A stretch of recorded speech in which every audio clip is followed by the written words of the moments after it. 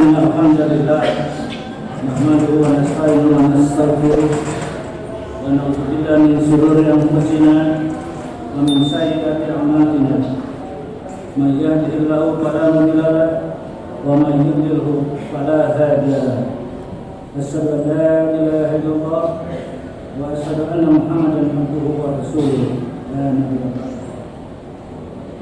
قال الله تعالى في القرآن الكريم: أعوذ بالله من الشيطان الرجيم. يا أيها الذين آمنوا اتقوا الله حق تقاته ولا تموتن إلا وأنتم مسلمون. Segala puji semata-mata bagi Allah.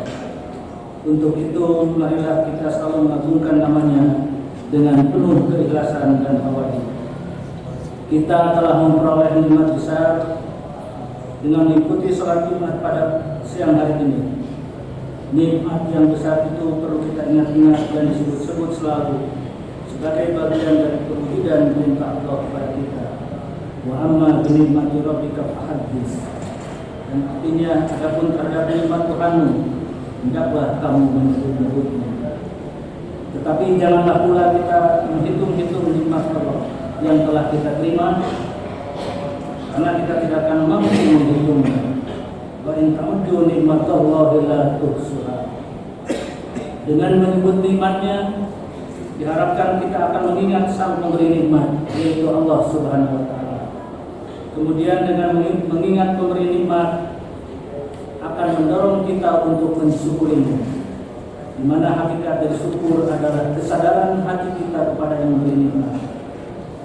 Kemudian ungkapan terima kasih kita dengan lisan yang berupa tahmid dan tasbih. Kemudian yang terpenting adalah mendayagunakan seluruh nikmat pemberian Allah sebaik-baiknya, sesuai dengan tujuan Allah memberi nikmat tersebut kepada kita. Salawat dan salam semoga selalu tercurah kepada penghulu para nabi dan nabi terakhir bagi umat manusia, keluarganya, para sahabat dan pengikutnya sampai akhir zaman.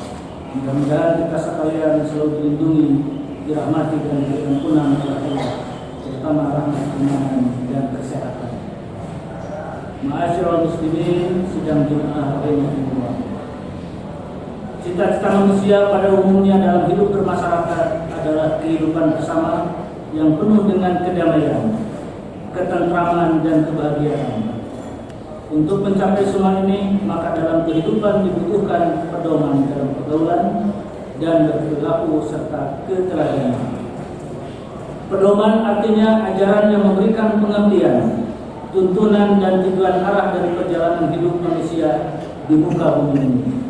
Yang dengan pedoman inilah manusia mempunyai kepastian tentang hakikat hidup, hak dan kewajiban kepada Allah, kepada Rasul, kepada sesama umat manusia, dan kepada alam lingkungan sekitarnya.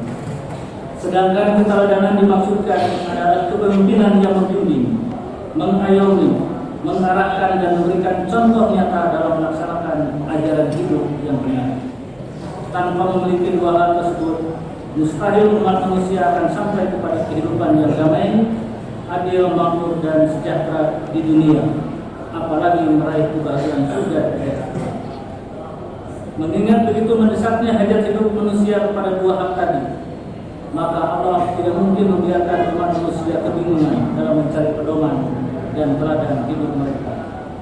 Untuk itulah, sejak manusia diturunkan ke muka bumi ini, Allah telah menurunkan kedua hal tersebut.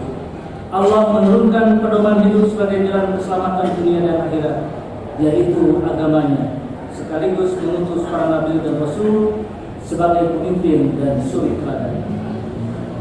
Agama yang menjadi pedoman hidup sudah diturunkan kepada para nabi dan rasul dari generasi ke generasi sepanjang sejarah manusia, sehingga sampailah kepada zaman turunnya agama Islam.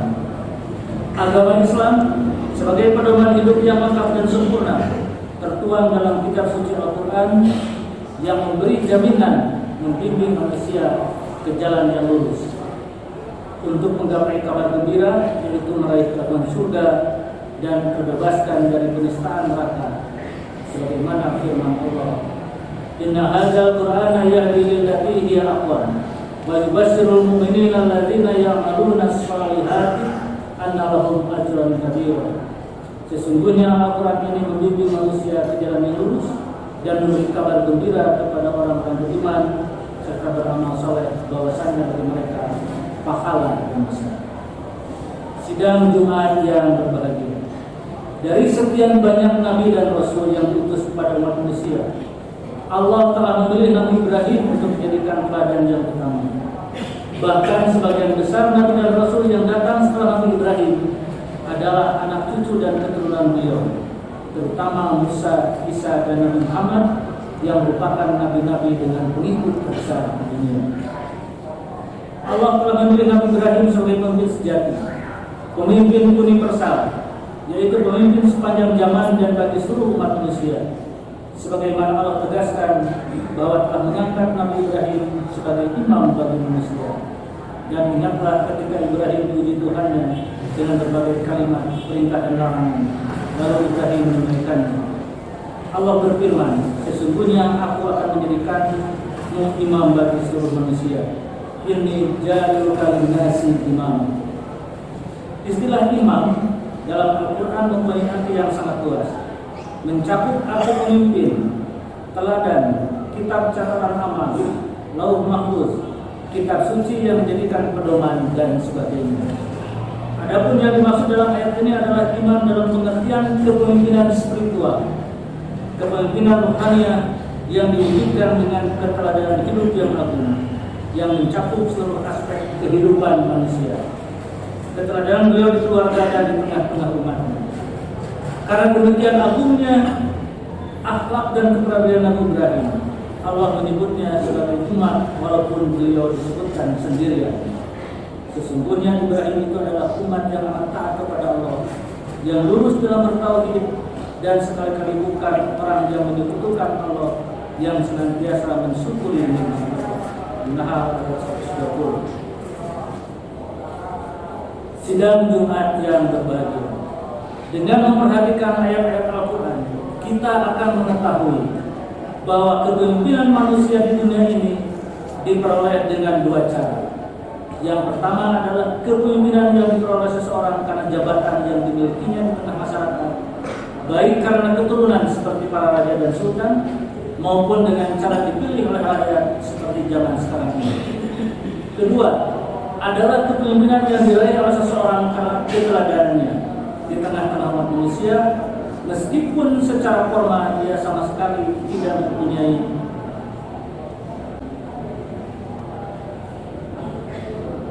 jabatan dan kedudukan apapun. Inilah kepemimpinan budi pekerti, kepemimpinan rohani, kepemimpinan ilmu, iman dan amal soleh yang menjadi teladan serta rujukan perilaku umat manusia.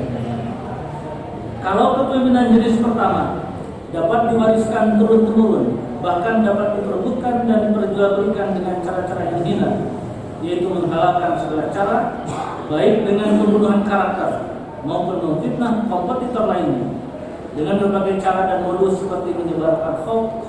Maka sebaliknya, kepemimpinan akhlak tidak dapat diwariskan, diperebutkan, apalagi diperjualbelikan. Jika kepemimpinan formal akan berakhir dengan berakhirnya masa jabatan atau karena kematian, maka kepemimpinan spiritual akan kekal abadi dalam jiwa umat manusia di sepanjang zaman, tidak terputus karena meninggal. Justru semakin jauh masa yang dia tinggalkan, semakin besar rasa rindu manusia akan keberadaannya, dan semakin besar dambaan umat manusia atas kehadiran figur yang memperhatikannya. Karena semakin lama usia dunia malah semakin jarang dari pemimpin-pemimpin sejati yang memiliki karakter dan kepribadian yang agung. Jika kepemimpinan formal seringkali diraih dengan menyelimuti kepalsuan dan kebencian terhadap orang lain, dan kadang tidak puas kalau orang lain tidak hancur, sehingga tidak salah di dalamnya pasti mengandung bara api, kecemburuan, kebencian, dan iri dengki. Maka sebaliknya, kepemimpinan moral lahir dari kecintaan dan ketulusan. Rasulullah menggambarkan, sebaik-baik pemimpin kalian adalah kalian yang mencintai mereka dan mereka mencintai kalian. Kalian mendoakan kebaikan bagi mereka dan mereka mendoakan kebaikan bagi kalian. Sedang seburuk-buruk pemimpin kalian adalah kalian benci mereka dan mereka membenci kalian. Kalian mengutuk mereka dan mereka mengutuk kalian. Hadis Imam Muslim. Pemimpin yang dicintai rakyat adalah pemimpin yang murni lahir dari keteladanan. Ia menjadi pemimpin karena ilmu, akhlak dan kemampuannya yang menjadi teladan umat. Sehingga dia menjadi pemimpin bukan karena ambisi pribadinya, apalagi hasil perebutan kekuasaan atau menjatuhkan orang lain dengan cara-cara yang tidak benar dan keji, melainkan karena kepercayaan serta pemahaman rakyat atas keteladanan. Sebaliknya, pemimpin yang dibenci rakyat adalah pemimpin imitasi yang menjadi pemimpin karena ambisi kekuasaan, tetapi jauh dari amanah dan kemampuan. Menjadi pemimpin seperti itu biasanya karena mengelabui dan memanipulasi dukungan rakyat yang sebenarnya tidak menginginkannya. Pada generasi umat terdahulu, kepemimpinan spiritual yaitu kepemimpinan yang mengungkapkan agama, akhlak dan keteladanan ada di pundak para nabi. Tetapi setelah masa kenabian berakhir, maka kepemimpinan itu berada pada pundak umatnya. Karena itu, maka menjadi kewajiban umat untuk mempersiapkan diri menjadi pemimpin-pemimpin akhlak yang memberi teladan bagi umat manusia.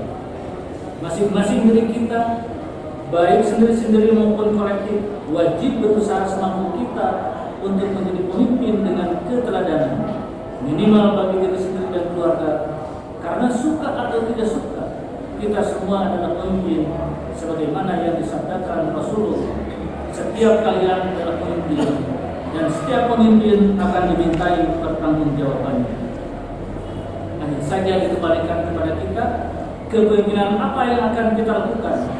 Apakah kepemimpinan Namrud, Fir'aun, Qarun dan lain-lain yang memberi contoh terburuk bagi umat manusia di kemudian hari, ataukah seperti kepemimpinan para nabi dan orang-orang soleh yang menjadi teladan sepanjang masa? Semoga pelaksanaan pemilihan pemimpin dan negara kita, baik pilkada, pilgub dan pilpres, dilaksanakan dengan cara-cara beradab dan masing-masing kontestan menunjukkan keunggulan budi pekerti. Para pemimpin yang dihasilkan mudah-mudahan mewarisi dan meneladani para nabi dan rasul dalam memimpin daerahnya masing-masing atau memimpin negara ini. Tidak mewarisi atau mencontoh kepemimpinan orang-orang yang zalim yang diperoleh dengan cara-cara yang elegan, terhormat dan bermartabat, bukan diperoleh dengan cara menzalimi orang lain dan menjelekan orang lain di sana kemari secara sistematis. Menjelekan orang lain atau berbunyi bisa masuk ke dalam 4 perbuatan, yaitu perbuatan kufur, perbuatan nifaq, perbuatan maksiat, dan perbuatan mubah yang justru mendatangkan pahala. Menggunjing yang merupakan perbuatan kufur adalah apabila ada seorang menggunjing saudaranya sesama muslim, lalu diperingatkan, jangan menggunjing, menjelekan orang lain. Tetapi malah dia menjawab, ini bukan menggunjing, saya berkata apa adanya. Sikap seperti ini telah menghalalkan apa yang telah diharamkan Allah. Dan barang siapa yang menghalalkan apa yang diharamkan Allah, maka dia menjadi kafir. Menggunjing yang merupakan perbuatan nifaq adalah apabila menggunjing orang lain tanpa menyebutkan namanya, padahal sebenarnya yang diajak bicara mengetahui orang yang maksud dengan merasa bahwa dari orang yang mengunjungi baik dan bersih. Sikap seperti ini menyebabkan dia menjadi munafik. Menggunjing yang merupakan perbuatan maksiat adalah apabila seorang mengunjungi orang lain dengan menyebut namanya, dan memang orang yang digunjing itu berbuat maksiat sebagaimana dia katakan. Perbuatan semacam itu termasuk perbuatan maksiat, dan orang yang berkunjung itu harus segera bertobat. Masyarakat kita, khususnya di Jawa Barat, terkenal dengan sifat sangat santun dan mempunyai marwah Islam. Alangkah rugi dan bodohnya kita apabila dalam memilih pemimpin masih melakukan perbuatan-perbuatan tadi. Kita harus menyadari bahwa untuk mendapatkan predikat bahwa kita merupakan bagian orang beriman, maka hendaknya ada 3 perilaku yang harus dikerjakan, yaitu pertama, jika tidak memberi manfaat kepada orang lain, maka janganlah sampai memberikannya. Kedua, jika tidak dapat menyenangkan seseorang, maka jangan sampai menyusahkannya. Dan ketiga, jika tidak dapat memuji seseorang, maka jangan sampai mencelakainya. Lingkungan masyarakat kita yang kasat mata merupakan mayoritas bisa dikatakan lingkungan Islam, karena begitu menonjolnya simbol-simbol Islam di setiap pelosok. Akan tetapi, apakah nilai-nilai Islam telah meresap dalam diri kita semua? Apabila tidak, maka tunggulah kehancuran yang akan menimpa kita. Diceritakan bahwa siksa kubur itu disebabkan karena 3 bagian.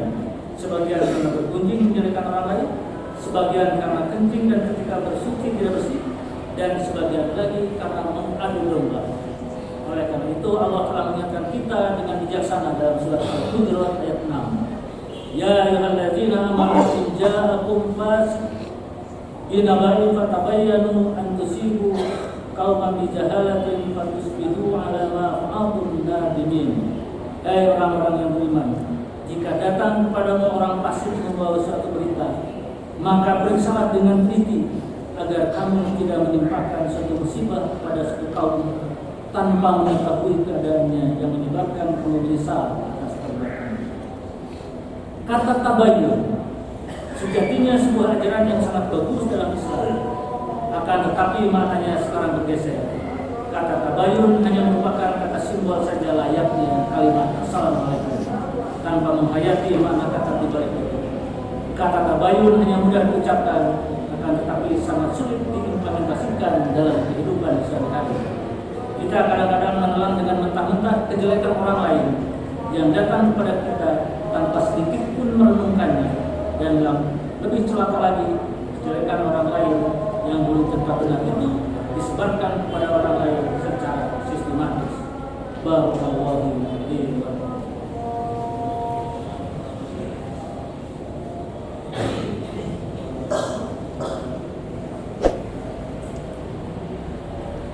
Alhamdulillahi amara bil taqwa wa nahana 'anil huda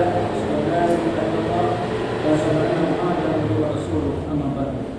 Hadirin sidang Jumat yang berbahagia, kepemimpinan juga mengandung amanat yang sangat berat. Oleh karena itu Islam melarang seseorang untuk meminta jabatan. Dalam sebuah hadis diriwayatkan bagaimana seorang sahabat bernama Abu Dzar berdialog dengan Rasulullah. Wahai Rasulullah, kenapa tidak engkau mengangkat saya sebagai pejabat? Beliau berkata dan berkata, wahai Abu Dzar, sesungguhnya engkau itu lemah. Sesungguhnya jabatan itu amanah, dan pada hari kiamat bisa jadi kehinaan dan penyesalan kecuali yang mendapatkannya karena dia berhak dan menaikkan fungsi yang ada pada jabatan itu. Hadis riwayat Muslim. Kemudian hadis lain mengatakan, kepemimpinan itu cermin masyarakatnya, sebagaimana keadaan kamu begitulah diangkat pemimpin. Hadis riwayat Bukhari. Oleh karena itu serendah apapun kepemimpinan, maka di dalamnya terkandung amanat yang berat. Seorang pemimpin yang diperoleh dengan cara yang telah digariskan, baik menurut agama maupun menurut hukum yang telah dijanjikan, insya Allah akan menjadi pemimpin yang adil dan baik. Berkebalikan dengan kepemimpinan yang diperoleh dengan cara-cara hianat, baik kepada aturan maupun kepada seseorang, dengan cara menjelekkan kesana kemari berupa pembunuhan karakter dan lain-lain, hanya akan menghasilkan pemimpin yang tidak amanah, alias lebih mementingkan dirinya dan abai kepada amanat yang lainnya. Mudah-mudahan kita terhindar dari kepemimpinan seperti ini dan dapat meneladani kepemimpinan para Rasul. Rabbana atina fid dunya hasanah wa fil akhirati hasanah wa qina adzabannar. Subhana rabbika rabbil izzati amma yasifun wa salamun alal mursalin walhamdulillahi rabbil alamin. Qul qawli hadza astaghfirullah wa atubu ilaih.